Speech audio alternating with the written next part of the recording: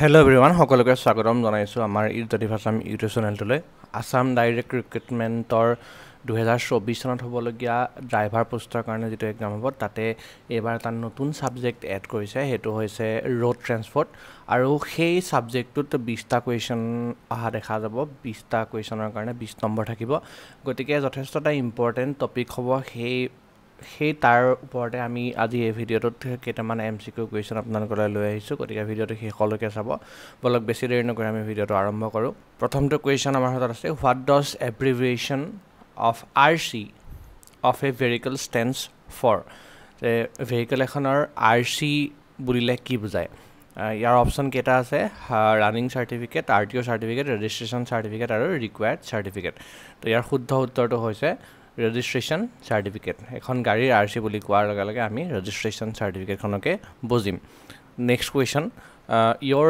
insurance has expired how long can you legally drive your vehicle before renew it আপোনাৰ insurance খন expire হল গাড়ীৰ আপুনি legally কিমান দিন চলাব পাৰিব ৰিনিউ কৰাৰ আগতে ইয়াৰ শুদ্ধ উত্তৰটো হৈছে 0 ডেজ আপুনি লিগেলি এদিনো চলাব নোৱাৰে ইন্সুৰেন্স খন যদি আপোনাৰ এক্সপায়াৰ হৈছে next question select the incorrect statement with respect to traffic ৰুলৰ হৈতে সংগতি থকা তলৰ কোনটো ইনকাৰেক্ট তলৰ কোনটো অশুদ্ধ সুধিছে ইয়াৰ অপচন কেটা হৈছে you can take you turn any time on the road option B always stop your vehicle before the stop line and intersection during red light option C proper distance should be maintained from the vehicle in front of you and option D none of above ইয়াৰ যেটো উত্তৰটো হ'ব you can take you turn any time on the road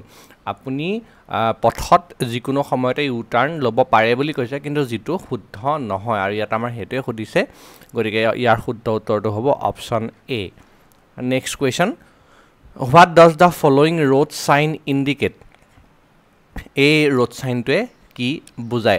Option kita dise there is a thief on the road. A worker is working on the road. The road ahead is closed and the employee is asking to park the vehicle.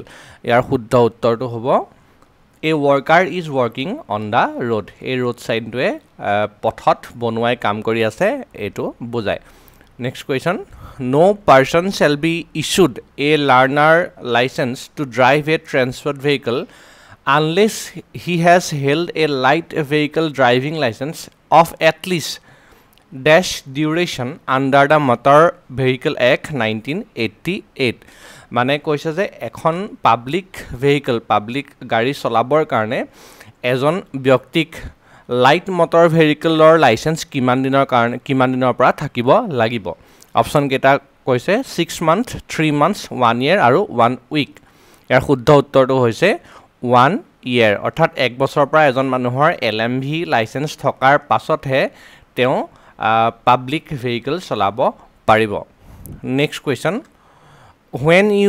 when your driver's license expire how long do you have to renew it আপোনাৰ যেতিয়া driver লাইসেন্সখন expire হ'ব আপুনি কিমান দিনৰ সময় পাব renew কৰিবৰ কাৰণে অপচন কেটা দিছে option A 30 days option B 60 days option C 90 days আৰু অপচন ডি 120 ডেজ ইয়াৰ শুদ্ধ উত্তৰটো হৈছে অপচন এ 30 ডেজ আপোনাৰ হাতত 30 দিনৰ সময় থাকে লাইসেন্সখন ৰিনিউ কৰিবৰ কাৰণে next question The only type of horn permitted on a motor vehicle is motor vehicle এক প্ৰকাৰৰ হৰ্নে মাত্ৰ এলাউ কৰা হয় আৰু হেতু কোনটো কৰিছে ইয়াতে অপচন দিছে a 2 tone electric horn a 2 tone air horn a single tone electric horn আৰু a single tone air horn এতিয়া এটা কথা হ'ল যে 1988 ৰ যিখন motor vehicle এক আছিল তাতে air horn totally ban কৰিছে আৰু হেতু এটা motor vehicle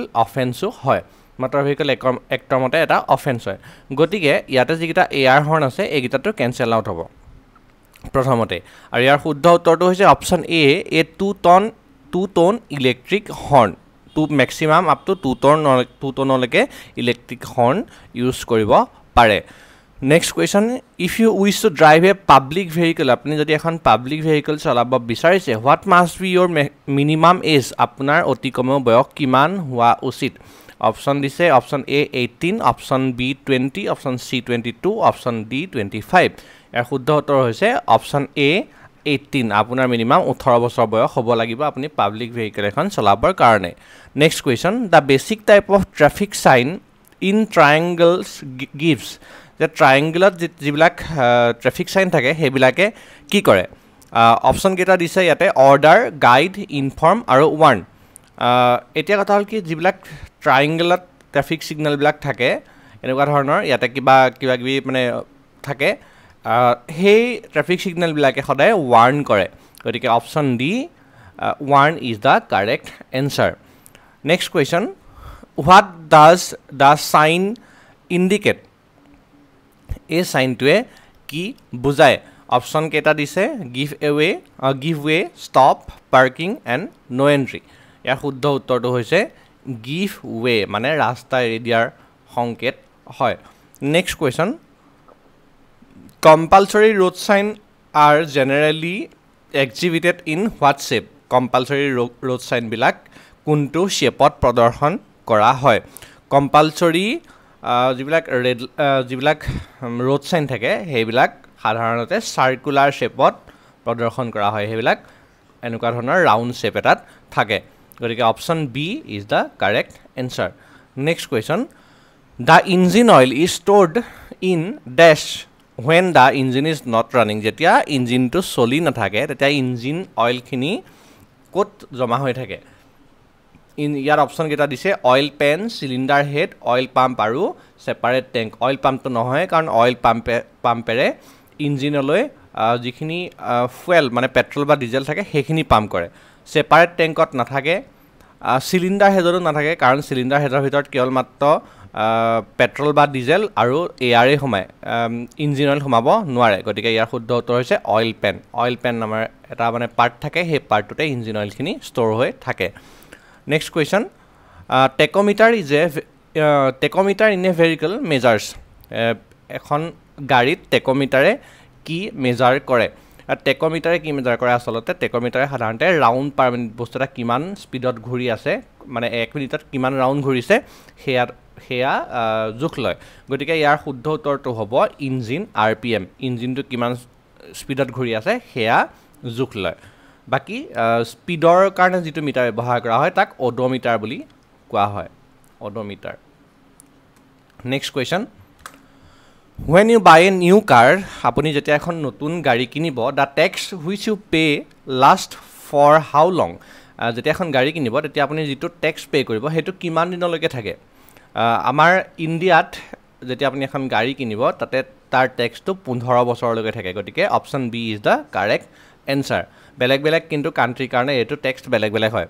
next question, under which act are the rules and regulation frame for the motor vehicle act in India, যে তলৰ কোনটো ৰেগুলেশ্যনত, কোনটো ৰুলত আমাৰ ইণ্ডিয়াত মটৰ ভেহিকল এক্টখন বৰ্তমান আছে? ইয়াৰ অপশ্যন কেইটা দিছে motor vehicle act 1971, motor vehicle act 1947, motor vehicle act 1950 আৰু মটৰ ভেহিকল এক্ট 1988। ইয়াৰ শুদ্ধ উত্তৰটো হৈছে মটৰ ভেহিকল এক্ট 1988। মানে ইণ্ডিয়াত যিমানখিনি ট্ৰেফিক ৰুল বা যিমানখিনি মটৰ ভেহিকলৰ কাৰণে যিমানখিনি এক্ট, সেই গোটেই এক্টখিনি 1988 মটৰ ভেহিকল এক্টৰ পৰাই লোৱা হৈছে। Next question, if you involved in a motor accident how long do you have to report in the nearest police station, আপুনি যদি যিকোনো এটা মটৰ ভেহিকল এক্সিডেণ্টত ইনভলভ হয় তেতিয়াহ'লে আপুনি মিনিমাম কিমান সময়ৰ ভিতৰত আপোনাৰ ওচৰৰ পুলিচ ষ্টেচনক খবৰ দিব লাগিব? ইয়াৰ শুদ্ধ উত্তৰটো হৈছে অপশ্যন ডি 24 আৱাৰ্ছ। 24 আৱাৰ্ছৰ ভিতৰতে আপুনি নিয়েৰেষ্ট পুলিচ ষ্টেচনত জনাব লাগিব।